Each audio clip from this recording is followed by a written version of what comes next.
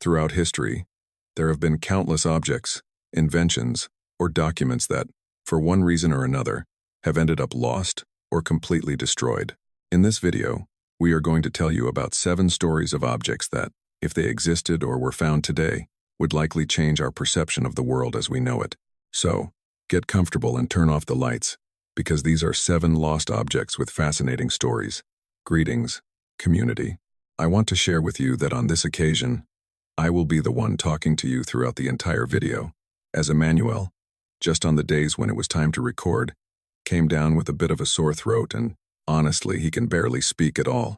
Surely, by the time you see this, he will be better, but I wanted to let you know this so you wouldn't be alarmed or wonder where he went.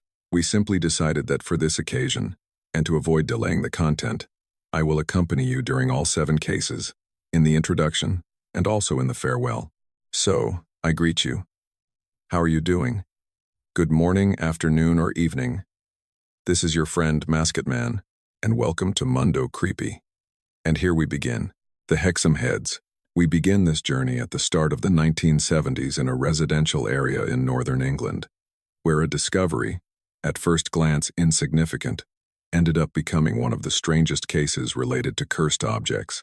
Let's go back to 1971, specifically to number 3, Ratty Avenue in the town of Hexham, Northumberland, a region near the historic Hadrian's Wall. There, while playing in their garden, 2 brothers, Colin and Leslie Robson, aged only 9 and 11 respectively, unearthed 2 small objects that would completely change their family's routine. They were 2 stone heads, approximately 6 centimeters tall, that is, a little smaller than a tennis ball with a spherical shape, barely defined features, and a small neck that suggested they might have once been attached to a larger structure. To the naked eye, they didn't seem particularly elaborate. They were rudimentary figures with prominent noses and barely sculpted details, but from the moment they crossed the threshold of the Robson house, they ceased to be simple archaeological curiosities. It is important to understand that this case is built upon 3 different layers: the physical discovery of the pieces in '71, the testimonies of strange phenomena that emerged afterward, and finally, the dispute over their origin and authenticity. It is precisely the blend of these 3 elements that has kept this story alive to this day. Now, the first few days passed without major incidents, but shortly after the heads were shown to neighbors and acquaintances, some very difficult-to-explain phenomena began to be recorded, or at least that is what those who lived in the house claimed. The Robson family reported that the objects seemed to change locations when no one was watching, appearing in different rooms without anyone having moved them. Added to this were even more interesting episodes, such as objects or bottles that, according to the testimonies, were thrown across the rooms without an apparent cause, as if an invisible force were picking them up and throwing them with violence. Although, without a doubt, the most disturbing thing is that these stories were not limited to this single house, as the Dodd family, immediate neighbors of the Robsons, also began to report similar situations. One night, one of the children claimed to have felt something pull his hair while he slept, and shortly after, his mother, Nellie, claimed to have seen a figure exit their house, which she described as half man and half goat. In other versions of the account, this creature even changed shape. It was larger, more defined, and moved through the house as if walking clumsily on 2 legs. And although the testimonies did not coincide on every detail, there is a general idea that is repeated. Whatever they saw did not seem human. In a matter of days, what began as a curious discovery became a local phenomenon that caught the attention of specialists, media, and, above all, curious onlookers. The heads were then handed over to Dr. Anne Ross, a renowned expert on Celtic artifacts linked to the University of Southampton, who analyzed the pieces within the context of Celtic tradition. According to what she said, in these cultures, the human head was considered the seat of the soul and a symbol of connection with the other world, which made objects of this type particularly significant, although this interpretation corresponds to her field of study and is not a universal statement within anthropology. However, what she herself reported after taking the pieces to her home went far beyond any academic analysis. Just a few days after receiving them, Ross claimed to have woken up in the middle of the night with a feeling of alarm. When looking toward the door, she claimed to have seen a figure approximately 2 meters tall, slightly hunched, which left the room shortly after. According to her, the creature had mixed features. The upper part was reminiscent of a wolf, while the lower part was completely human. The woman decided to follow it through the house, observing cautiously as it moved toward the kitchen before disappearing. In the following days, the woman also claimed to have experienced other types of phenomena, such as doors opening without apparent cause, a persistent feeling of cold in certain areas of the house, and the appearance of dark figures in hallways and windows. Even her daughter, Bernice, related a similar experience upon returning from school, when she described seeing a dark figure, which she said was the closest thing to a werewolf she could imagine, which jumped down the stairs and disappeared when she ran into another room. It is at this point that the case begins to connect with a history that is even older, but not directly. Rather, through subsequent interpretations. Decades earlier, in the winter of 1904, the Hexham area had been the scene of livestock attacks attributed to a creature known as the Hexham wolf. On December 29 of that year, the body of a gray wolf was found after being struck by a train, although even then, it was doubted that it was the one responsible for the attacks. Still, over time, this episode was transformed into a local legend, and years later, people began to associate this history with the testimonies of 1904. Facing the accumulation of experiences, Dr. Ross made a radical decision. She removed from her home not only the Hexham Heads but also other Celtic artifacts she had in her possession. And according to what she said, the phenomena ceased immediately after that. But the story doesn't end there. The case reached a media dimension when it appeared on television in a report by the British program Nationwide, aired on the 20th of February 1976. In this segment, testimonies were mixed with disturbing images, which left a deep impression on those who saw it. And for a long time, decades, this material was considered practically lost. Until just a couple of years ago, in October 2024, the BBC Archives announced the restoration of part of the original audio of the report, which revived interest in this case, although the recovered material does not necessarily correspond to a complete or intact version. Now, as almost always happens in these types of cases, some explanations began to emerge that were considered more rational. For example, a man named Desmond Craigie claimed to be the creator of the Hexham Heads, asserting that he had manufactured them in the year 1956, while living in the same house where they were found sometime later. According to his version, he had made them with simple materials, similar to concrete, as an entertainment for his daughter. He even tried to replicate them to prove his authorship, although it is worth noting that his reproductions did not really match the originals. On the other hand, analyses attributed to Professor Dearman of the University of Newcastle were cited, in which he concluded that the pieces had been artificially molded, which could partially support Craigie's version. However, this conclusion circulates mainly as a secondary reference, and there is no full technical report widely available that allows for the verification of all the details of this analysis. But then, just when this case seemed to finally head toward a clearer explanation, something happened that made it even more enigmatic, and it is the reason why it is included in this list. The Hexham Heads disappeared. After passing through different hands, including academic institutions and private owners, the trail of the objects was completely lost. There are versions indicating that they were given to a collector. Others say they were lost during a move, but the truth is that, to this day, their location remains unknown. And so, with the passage of time, this case has remained trapped between three realities. The first is a real physical discovery in 1971. The second is a series of testimonies that are difficult to verify. And the third, a constant dispute over their origin. But whatever the truth behind this case may be, the only thing certain is that its story continues to generate the same unease it provoked that afternoon when two children unearthed something that perhaps should never have come to light. The Turk. Long before artificial intelligence and robots as we know them, there were automatons, machines designed to perform all kinds of tasks mechanically. Many were simple curiosities or mere ornaments, but others were as complex as they were fascinating. That was the case of the Turk, an 18th century automaton made of wood and gears, designed to be the best chess player in the world. Its precision was so impressive that it seemed to possess an unusual intelligence, as well as a will of its own. For nearly a century, this mechanical entity traveled across continents, humbling the most brilliant chess masters and leaving all the scientists and engineers who unsuccessfully tried to explain how a machine could exhibit such a level of human genius completely stunned. The origin of the Turk took place in 1769 during a gala at the court of Empress Maria Theresa of Austria. While the nobility delighted in the act of a French magician who used magnets to perform his tricks, among the audience was Wolfgang von Kempelen, a Hungarian inventor who worked for the Queen and who promised the sovereign that he would return the following year with an invention that would make any trick seen up to that moment look ridiculous. After 6 months of absolute seclusion in his workshop, Kempelen presented his creation, the Turk. It was a robust wooden cabinet, on top of which sat a life-sized mannequin dressed in oriental vestments and a turban. The impact was immediate. Upon being activated, the automaton not only moved the chess pieces on the board with disturbing fluidity but also defeated with great ease any opponent who dared to challenge it. To dispel any suspicion of fraud, Kempelen would open the doors of the cabinet to show that inside there was nothing but a complex system of clockwork mechanisms and bronze gears. He even placed a lit candle behind the structure so that the audience could see through it and confirm that there was nothing strange behind it. In the 1780s, the Turk began a tour of European capitals, reaching its peak in Paris, where it faced a chess enthusiast you may have heard of, Benjamin Franklin, who was defeated with an almost humiliating ease. Although theories about how it worked began to multiply, no one could prove anything.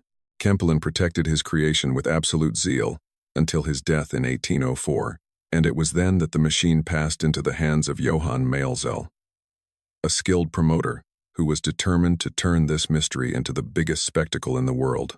The most iconic moment of this era occurred in 1809, when the Turk met face-to-face with none other than Napoleon Bonaparte at the Schönbrunn Palace. It is said that the emperor, accustomed to dictating his own rules, tried to test the nature of the mechanical entity by making deliberate illegal moves. The automaton's response was as human as it was unsettling. With a firm gesture of its wooden arm, it swept the pieces off the board, refusing to participate in the deception before proceeding to defeat the great military strategist in a legitimate game. Under Maelzel's astute guidance, the Turk crossed oceans to conquer new horizons, finally arriving in England in 1820 to measure itself against Charles Babbage, the celebrated pioneer of computing, and subsequently disembarking in the United States, where its legend only grew. For nearly 2 decades, the machine traveled the country from Boston to the banks of the Mississippi River, becoming an obsession for intellectuals and curious people alike. Even the master of the Gothic tale, Edgar Allan Poe, was so intrigued by the fixed gaze of the mannequin that he dedicated an entire essay to trying to decipher how it worked, suspecting that behind the exotic clothing there had to be a real person directing every move with mathematical precision. And after a performance in Baltimore, 2 young men claimed to have seen a man come out of the cabinet when they snuck into the warehouse where the invention was kept, although this story could not be confirmed. In 1838, during a return trip from Cuba by ship, Maelzel died suddenly in his cabin. His body was then thrown into the depths of the sea, leaving the Turk orphaned of its greatest protector and with its secrets still intact. After Maelzel's death, the machine's fate fell into the hands of Dr. John Mitchell in Philadelphia. However, the doctor lacked the charisma and the gift for spectacle that had kept the legend alive, so the automaton ended up being donated to the Peel Museum, where it remained in a silent corner for more than 10 years. And the final end of this story arrived in 1854, exactly 85 years after its creation, when a fire reduced the museum and the automaton to ashes. However, a year after the fire, Dr. Mitchell's son, Silas Weir Mitchell, decided to break the silence and reveal to the world the truth behind the iconic invention. The Turk was never an automaton. It was, in reality, what many suspected, a masterful trick that allowed a human chess master to hide inside and play during the entire game. The secret resided in an ingenious system of folding compartments and a movable seat that allowed the operator to slide silently from one side to the other, while the presenter opened the doors to show the fake gears to the public. And to see the board from the darkness of the cabinet, the operator observed the underside of the table, where small magnets attached to copper wires oscillated every time a piece was moved above via a pantograph mechanism. The operator then moved an internal lever that replicated with exactitude his movements in the wooden arm of the mannequin, allowing it to grasp and displace the pieces with a precision that deceived both kings and philosophers for almost 100 years. In fact, it is estimated that throughout its nearly 85 years of existence, at least 15 different chess masters operated the automaton. William Schlumberger was the most famous and consistent operator, especially during Johann Maelzel's stage. He was Maelzel's secretary and confidant, as well as an expert chess master. although the identity of the person who originally operated the Turk for its inventor, Wolfgang von Kempelen, remains unknown to this day. In its time, the Turk surprised the world by seeming to be an automaton with its own thoughts. Today, its story seems fascinating to us because of the ingenuity of its operation, and although some replicas exist that try to represent its function, the original invention has been lost forever. The mummy of the San Pedro Mountains. Now we move to an ambiguous point in the first half of the 1930s, and yes, even from that date, we find contradictions in this story, because for years the popular press placed this story in October 1932. However, the most solid documentary evidence points to the finding occurring in June 1934. Be that as it may, the account begins in a mountainous area of the state of Wyoming, in Carbon County, near the current Pathfinder Reservoir, where two gold seekers named Cecil Main and Frank Carr made a discovery that to this day remains without a completely definitive answer. While exploring a rock formation in the San Pedro Mountains, they decided to use dynamite to break through to what they believed could be a gold vein. However, when the explosion cleared the rock, what they found there was not mineral, but a small cavity hidden in the mountain, subsequently described as a small space, almost like a natural cupboard or closet formed in the rock. Upon entering, Maine found a stone ledge located approximately 75 centimeters from the floor, and upon it, something completely unexpected, a mummified body in a sitting position with arms crossed over the legs and feet tucked under the body, as if it had been placed that way deliberately. But what most caught the attention of the figure was not its posture. It was its size. The body measured more or less between 15 and 18 centimeters, with an estimated height of about 43 centimeters if it were standing, and a weight very close to 450 grams. It had dark skin, dried by the environmental conditions, and on the back of the head, tufts of gray hair could still be seen. Its skull presented a flattened and deformed shape, which, together with the rigid expression on its face, gave it the appearance of a small old man, something that was particularly disturbing to those who could observe it. Practically from the beginning, this finding was interpreted in different ways. Some inhabitants of the area began to relate it to the legends of the so-called Little People, beings described in traditions of peoples like the Shoshone, the Crow, and the Arapaho, who spoke of a race of small individuals less than 1 meter tall, who inhabited mountainous regions and possessed abilities out of the ordinary.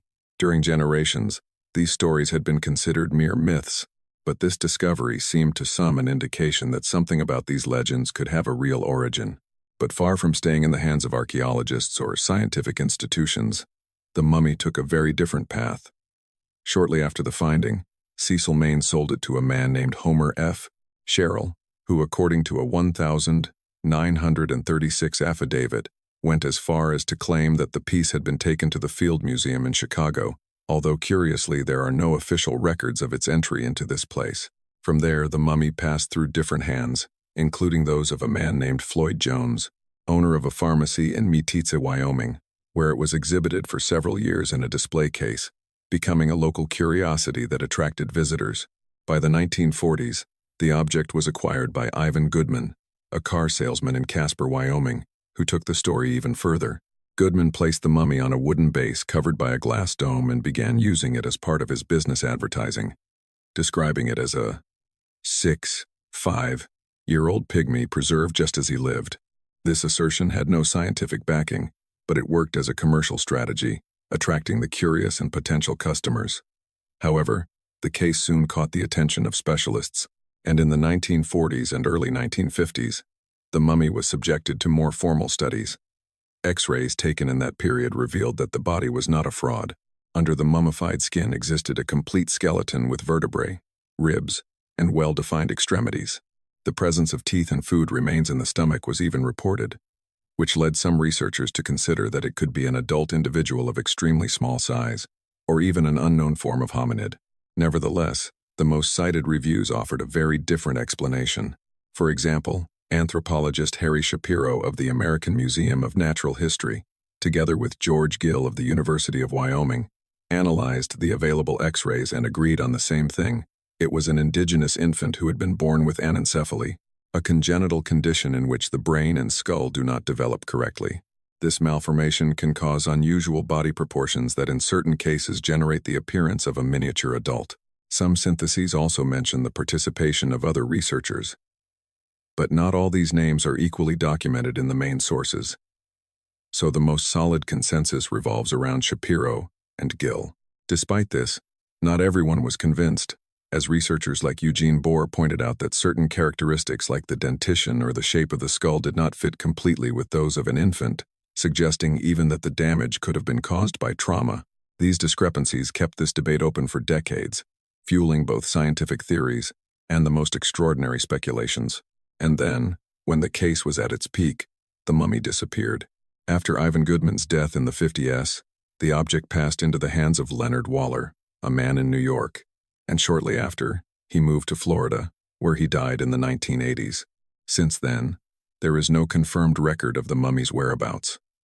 There are versions indicating that it could have been sold, others that it was lost during a move, and there are even those who believe it still remains in some private collection. Despite this disappearance, interest in the case has not ended.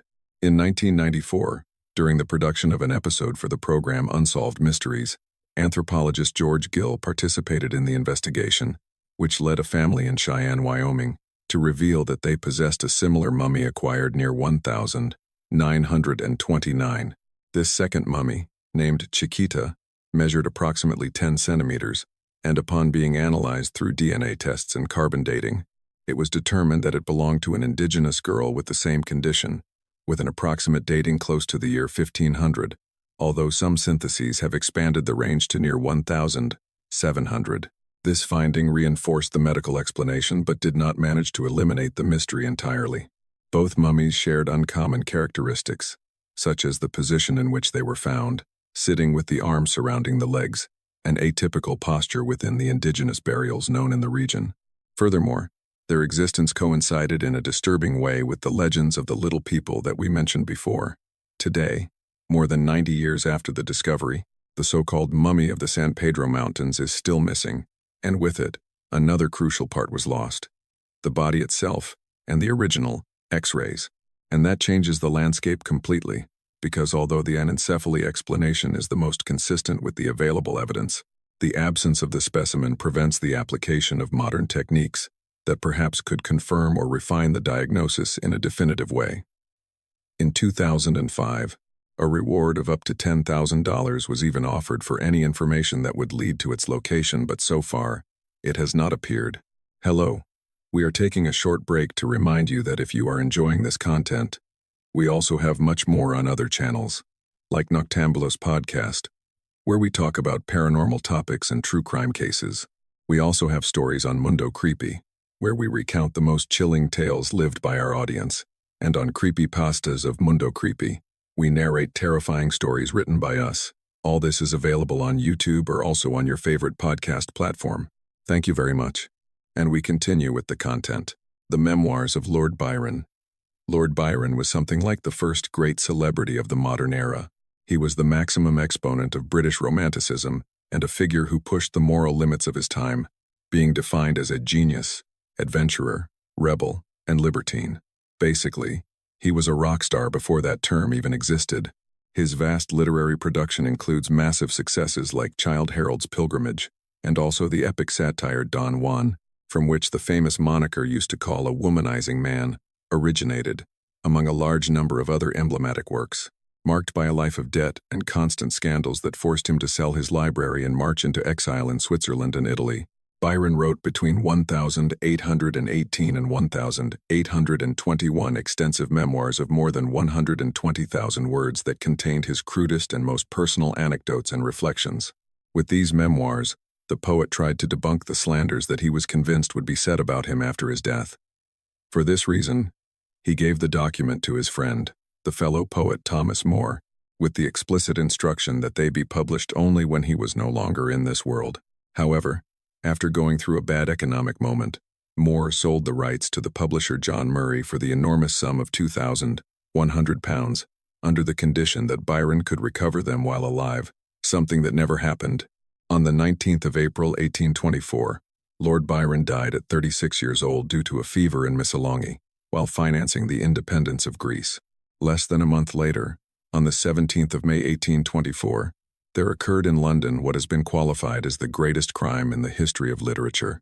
In Murray's office located on Albemarle Street, A circle of friends close to Byron met, including Moore, Murray, and John Cam Hobhouse, an intimate friend of Byron turned into a respectable parliamentarian. There, it was heatedly discussed whether the memoirs should be published or not. The intensity of the discussion escalated so much that it is said that Moore went as far as to challenge Murray to a duel.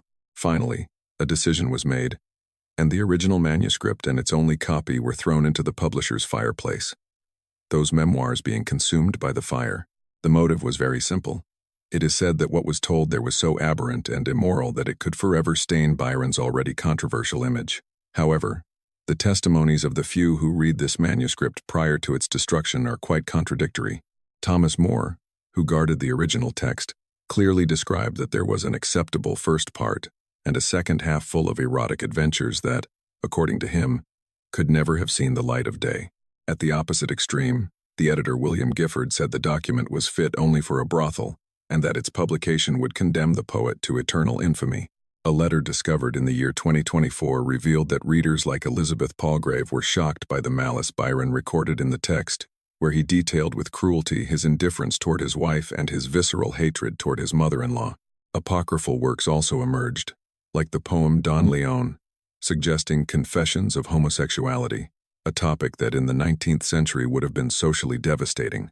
For his part, Thomas Moore tried to rescue what he could from his memories in later works, but the crudest and most honest essence of the poet disappeared in the flames.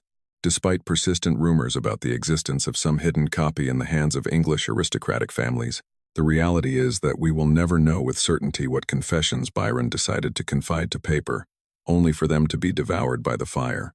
The Honjo Masamune. In the history of Japan, there are objects that have transcended their original function to become absolute symbols of power, identity, and cultural legacy. But few embody this in as precise a way as the Honjo Masamune, a katana forged more than 7 centuries ago that was not only considered a masterpiece of metallurgy, but also the emblem of the power of the shogunate itself. A sword whose disappearance after World War II turned it into one of the du-prosen, most fascinating lost objects in the whole world. To understand its importance, one must go back to the end of the 11th century, during the Kamakura period, an era in which Japan faced external threats like the Mongol invasions of Kublai Khan. It was in this context that the figure of Goro Masamune emerged, considered to this day the greatest swordsmith in Japanese history. Masamune revolutionized the forging of katanas through advanced techniques of steel folding, creating blades composed of tens of thousands of layers. They speak of more than 30,000, and perfecting the differential hardening, a process that allowed obtaining an extremely hard and sharp edge, combined with a more flexible spine capable of absorbing impacts without breaking. The result of this was much more than a weapon. It was a piece of almost perfect balance between resistance, functionality, and beauty, also recognizable by its characteristic undulating hamen, that visible line on the blade that betrays the transition between both properties of the steel. Among all his creations, one stood out above the rest, the sword which, centuries later, would be known as the Honjo Masamune. Although there is no exact record of the moment it was forged, it is estimated that it arose near the year 1300, but its documented history begins much later, in the 15th century, during the Sengoku period, an era marked by constant wars between clans. It was there when it appears for the first time in historical records in a battle where the general Honjo Shigenaga faced an opponent who wielded this extraordinary katana. According to the chronicles, the enemy managed to split Shigenaga's helmet with a single blow, demonstrating the blade's impressive cutting ability. However, the general survived the attack, defeated his adversary, and took the sword as a war trophy. And since then, the katana adopted the name of its new owner, merging his surname with that of its creator, Honjo Masamune. Shigenaga kept the sword for several years, but towards the end of the 16th century, facing economic difficulties, he was forced to sell it for 13 pieces of gold to the Toyotomi clan, in a transaction that, according to later records, was well below its real value. With the rise of Toyotomi Hideyoshi, one of the great unifiers of Japan, the sword became part of the highest circle of power in the country, and eventually reached the hands of Tokugawa Ieyasu, the daimyo who in 1603 would consolidate his dominance over Japan and establish the Tokugawa shogunate.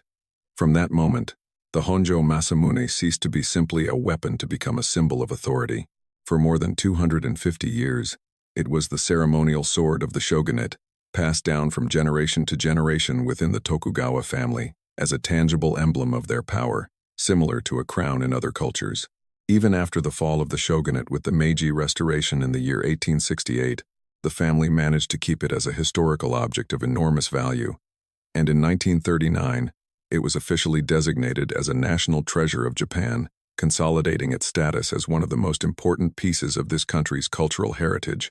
However, in 1945, after the surrender of Japan at the end of World War II, the country remained under the occupation of the U.S. forces led by General Douglas MacArthur, who implemented a demilitarization program. As part of these measures, directives were established for the control and surrender of weapons, including swords. However, contrary to the idea of a completely indiscriminate confiscation, the policy was not static nor uniform. In September of 45, the directive known as Scapin 1-2 allowed certain swords to remain in private hands as household treasures, provided they were not considered of military value. 1 month later, in October, Scapin 181 ordered the general surrender of weapons in civilian hands, although it included an explicit exception for those swords considered art objects. In practice, this distinction was not always applied consistently. The implementation was irregular, and many pieces were surrendered without adequate evaluation, and thousands ended up moving to storage depots, among them Akabane, where weapons accumulated for classification. It was in this context that the key event occurred. Tokugawa Ieyasu, direct descendant of the shogunal family and last known owner of the Honjo Masamune, decided to obey the occupation orders and, in December 1945, handed over the sword at the Majiro police station in Tokyo, along with 3 additional hereditary swords, according to later museum counts.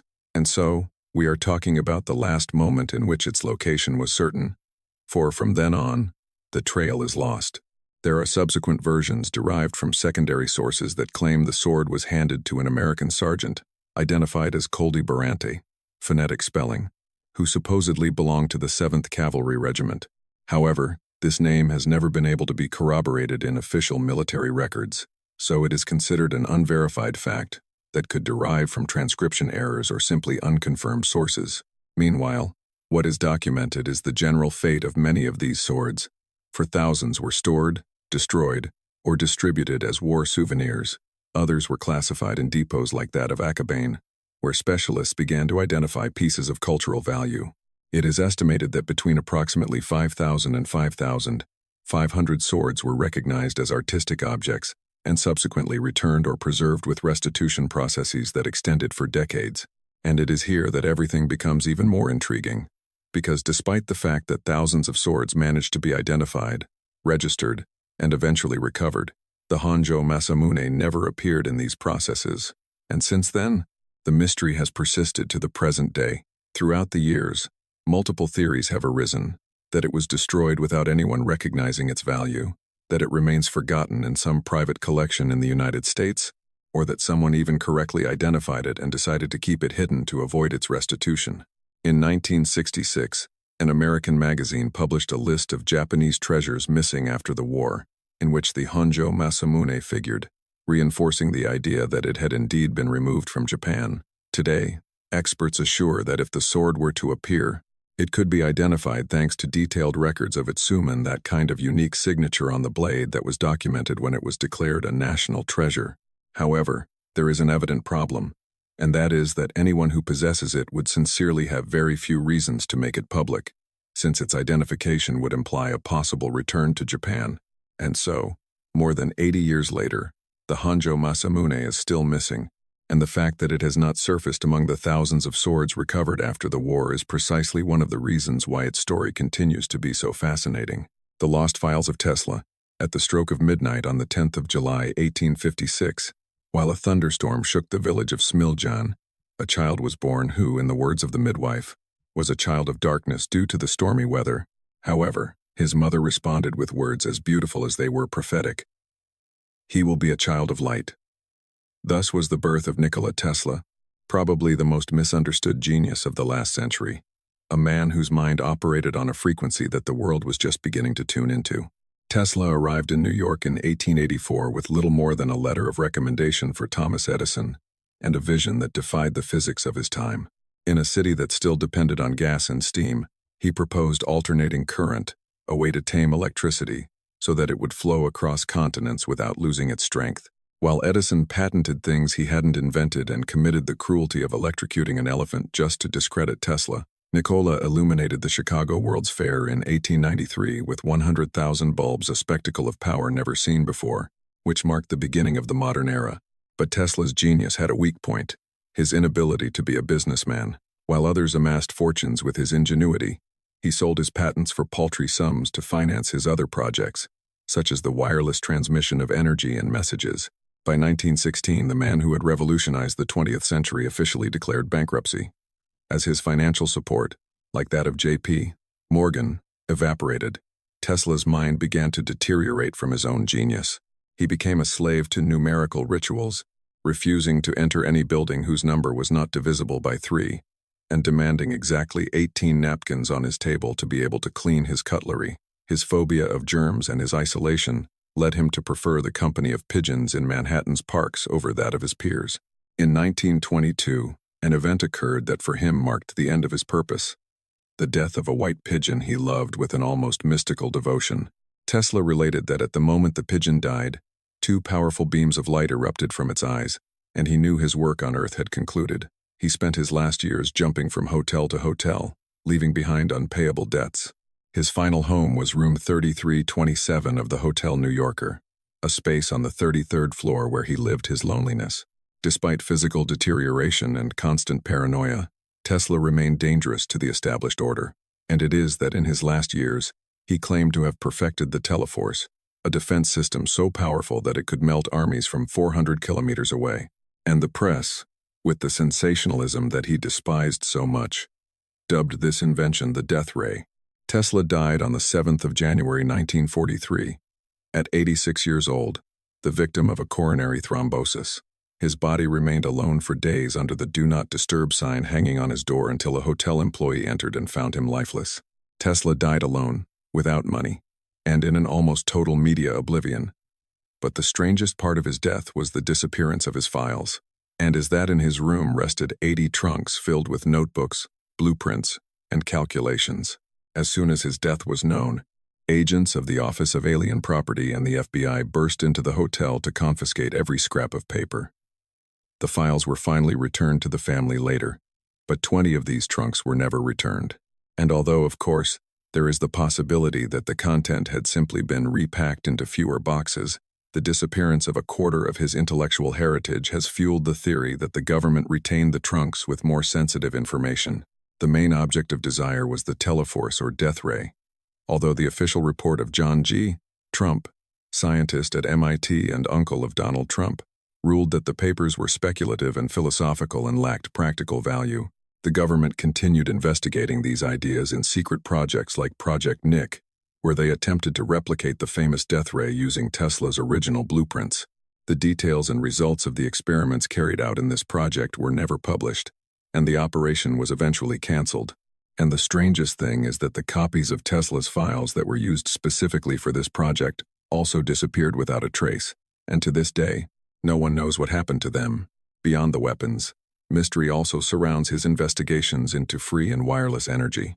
Many believe these files were suppressed by energy industry magnates with the intention of protecting the monopoly of fossil fuels, since such technology would have made their multi-billion-dollar businesses collapse.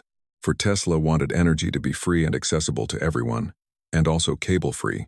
Some suggested that agents like SS officer Otto Skorzeny could have stolen blueprints in the hotel room before the authorities. Others point out that his own nephew, Sava Kosanovich, could have diverted documents to the Soviet Union due to his political ties.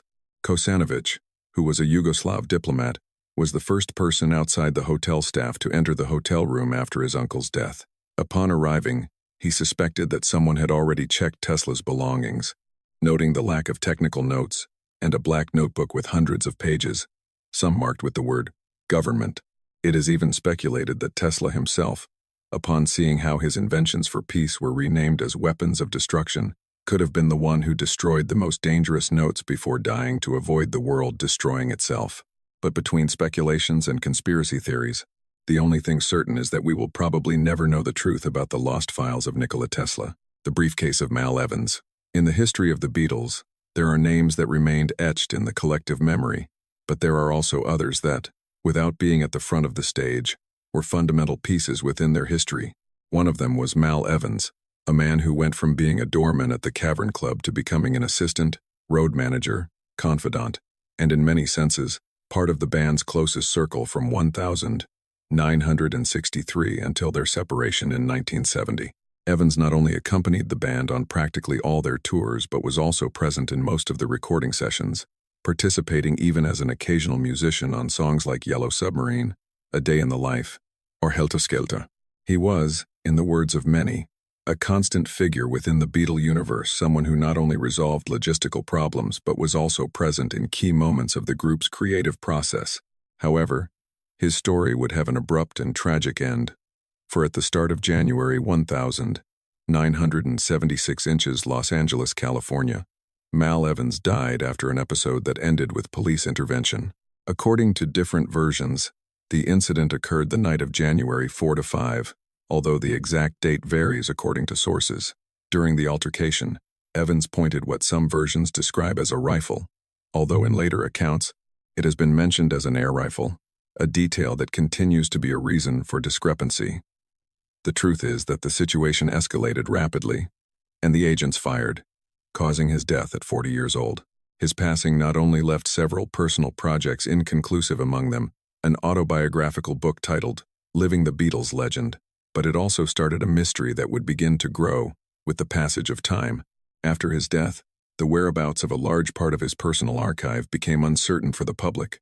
For decades, it was believed that diaries, photographs, recordings, and documents related to the band had been lost in the middle of the subsequent chaos, fueling the idea that a lost archive of Mal Evans existed.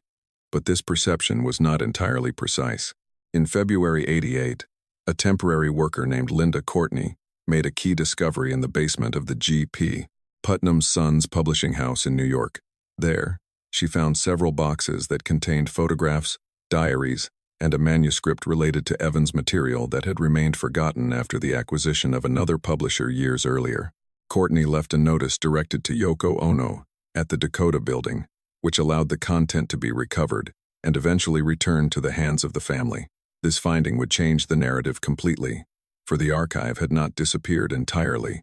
It had simply been out of public reach for years, and it is precisely this void that would give rise sometime later to a story that captured the world's attention.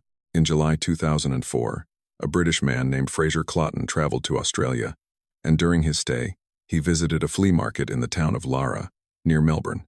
There, he bought an old briefcase for approximately $50 Australian, apparently with the intention of using it as additional luggage. According to what was reported at that time, upon checking its content, he found what appeared to be an extraordinary archive: photographs of the Beatles, concert programs, autographs, and even tapes that supposedly contained unreleased material related to recording sessions. The news spread rapidly, fueling the idea that it was the legendary lost archive of Mal Evans. However, when the material was analyzed, everything changed.